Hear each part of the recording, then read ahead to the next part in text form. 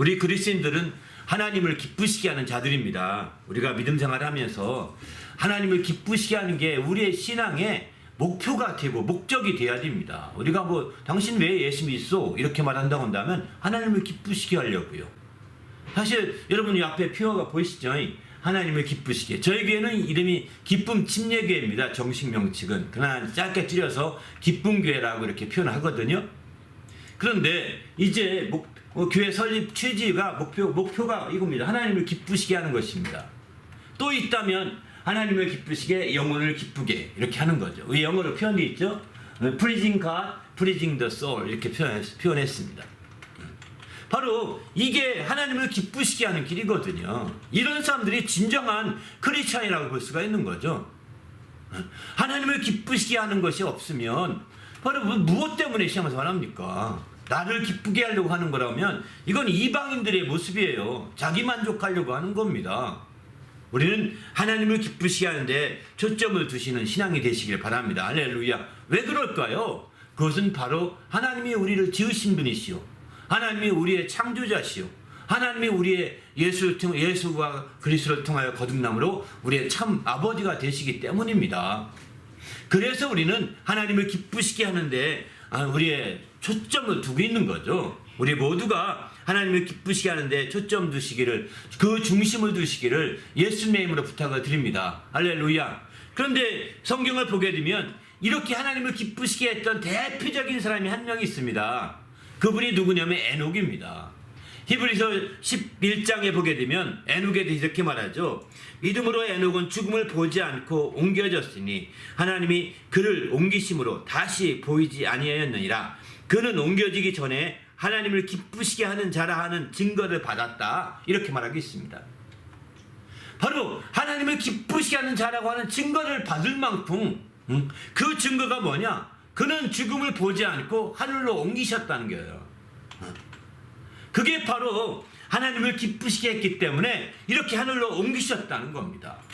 증거를 받았다는 게 바로 그거예요. 그래서 그가 이 땅에 옮기시기 전에 어떻게 하나님을 기쁘시게 했느냐?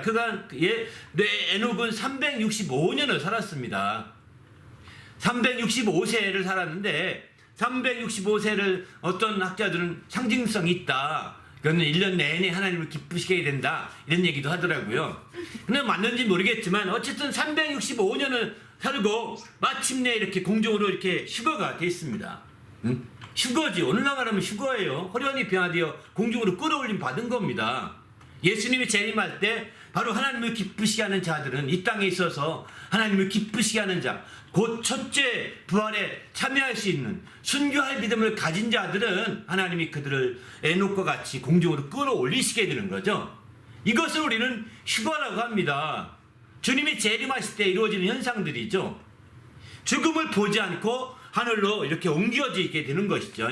주님 앞으로 옮겨지게 되는 겁니다. 왜 그렇게 되느냐? 이것도 하나님을 기쁘시게 했기 때문에 그렇게 되는 겁니다.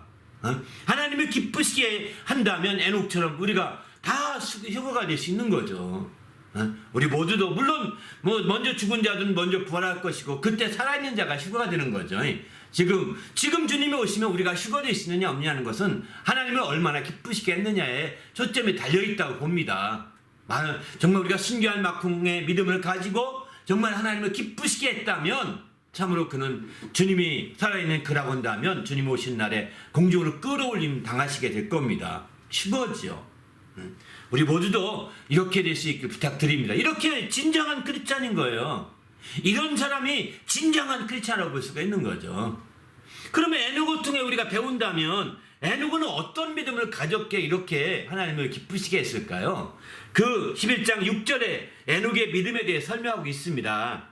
바로 에녹은 믿음을 가지고 하나님을 기쁘시게 했다고 먼저 말씀하죠. 믿음이 없이는 하나님을 기쁘시게 하지 못하나니 하나님께 나가는 자는 그가 계신 것과 또한 그가 자기를 찾는 자들에게 상주신이심을 믿어야 할지니라 이렇게 말씀합니다. 바로 에녹은 하나님을 기쁘시게 하는 믿음을 가지고 이제 하나님을 기쁘시게 한 거예요. 그래서 에녹 같은 믿음을 가져야 하나님을 기쁘시게 하시다는 겁니다. 그 믿음을 가질 때 그런 믿음이 없이는 하나님을 기쁘시게 하지 못한다. 아주 단언하고 있잖아. 히브리서 기자는. 그러면 에녹은 어떤 믿음을 가지는, 믿음의 내용을 좀 더 구체적으로 설명하는 게 후반절이거든요. 에녹에게는 두 가지 믿음이었던 거죠. 한 가지는 그가 계신 것을 믿었던 것입니다.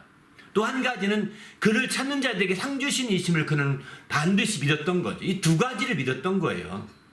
이 두 가지는요, 아주 단촐하게 줄여 말하면 그가 계신 것 믿는 것은 바로 내가 생각하기 전부터 그분이 알파가 되심을 믿는 것입니다. 알파가 되셔서 먼저 계심을 믿는 거예요. 내가 어디 가든 먼저 그분이 계신 겁니다. 내가 어떤 일을 하든 그 일 하기 전에 먼저 그분이 계신 거예요. 알파가 되시는 겁니다. 그 뒤에 그분을 찾는 자에 상 주신다는 것은 뭐냐? 이거는 오미가를 가리켜 말하게 됩니다. 오미가 끝에 가서 상 주시는 거지, 중간에 격려하는 격려상을 주시기도 하죠. 그러나 대부분은 끝에 가서 상을 주시게 되는 겁니다. 네, 결산이거든요. 행한 대로 갚으려고 한다면 바로 끝에 가봐야 그 모든 게 판단할 수 있거든요. 그러나 중간고사 보고 중간시험이 전부가 아니잖아요. 끝에 가야 그 모든 게 다 판단되는 거거든요. 이렇듯이 그래서 상 주시는 이심을 바란다는 것은, 믿는다는 것은 오미가가 되신 분을 믿는다는 겁니다. 에녹은요, 모든 일에, 자기의 모든 일에 바로 그분이 알파가 되시고 오미가가 되신 믿는 거예요. 여러분 지금 예배드려 여러분하고 함께 이제 모였습니다. 바로 여러분 예배들 모이려고 할 때 그 마음을 가질 때 전부터 주님이 알파가 되신다는 걸 믿으셔야 됩니다. 그리고 예배 끝나기 전에 마침내 이제 끝나고 내가 뭘 할까 생각이 갈 겁니다. 그죠? 그 마지막도 주님이 오미가가 되심을 믿는 거예요. 하나님이. 예? 그러니까 처음부터 끝까지 그분이 오미가가 되시는 거예요. 그분 안에서 내가 행하고 있다는 걸 믿는 거예요. 그럴 때 그분과 동행하는 거예요. 이제 예배라고 하는 건 1시간 텀을 주고 있죠. 1시간 텀은 너무 길지 않습니까? 여러분이 차 한 잔을 먹습니다. 10분 통에 먹는다고 가정합시다. 차를 먹으려고 마음 먹을 때부터 그분이 알파가 되신 걸 믿어야 되는 겁니다. 그리고 차 먹고 내가 뭘 해야 되겠다 그 생각할 그때 끝날 때도 그분이 뭐 계신 걸 믿어야 되는 거예요. 그래야 차 먹는 동안 내내 그분과 동행할 수가 있는 거예요. 바로 에녹은 365년을 하나님과 동행하였더니 이렇게 말하거든요. 동행할 수 있었던 것은 그분이 알파가 되시고 오메가가 되시 믿는 겁니다. 지금 어느 분은 예배 시간에 머리를 벅벅 긁습니다. 자기 무의식적에 긁을 겁니다. 그냥 괜찮은가 하면 옆에 눈치 보면 그런 사람도 있거든요. 이렇게 눈치 보면 긁을 때 당신이 긁으려고 눈치 볼 때 그때도 하나님이 아시어요. 알파가 되신 분이 아시는 겁니다. 당신이 머리 긁는 건 0.05초도 안 걸릴지 모르겠습니다. 그러나 끝나고 당신이 얼른 긁다가 무안해서 내리는 것도 하나님이 아세요. 오메가가 되시기 때문입니다. 하나님 앞에서 하나님 알파와 오메가신 그 하나님 안에서 우리가 생활을 한다면 우리는 다를 것입니다. 그분과 참으로 동행하고 함께하는 삶을 살고 이런 사람들은 참으로 하나님을 기쁘시게 할 수 있는 거죠. 우리 모두도 에녹과 같이 이렇게 하나님을 기쁘시게 하고 하나님을 영화롭게 하는 삶을 살 수 있기를 예수님의 이름으로 축원합니다. 할렐루야. 그래서 우리가 적극적으로 에녹과 같은 삶을 살아가야 되는 거예요. 그런데 이렇게 살게 되면 하나님이 어떻게 역사하시느냐? 성경은 이렇게 말합니다. 잠언서 16장 7절에 보게 되면은 사람의 행위가 여호와를 기쁘시게 하면 그 사람의 원수라도 그와 더불어 화목하게 한다고 했습니다. 하나님을 기쁘시게 하면 주위와 모든 것들이 화목하게 된다는 거. 이게 엄청난 축복이죠. 하나님을 기쁘시게 한다면 그렇게 해서 하나님을 기쁘시게 하면 그 사람의 원수라고 하더라도 화목하게 되게 만들어 주신다는 거예요. 이거보다 더 큰 축복이 어디 있겠습니까?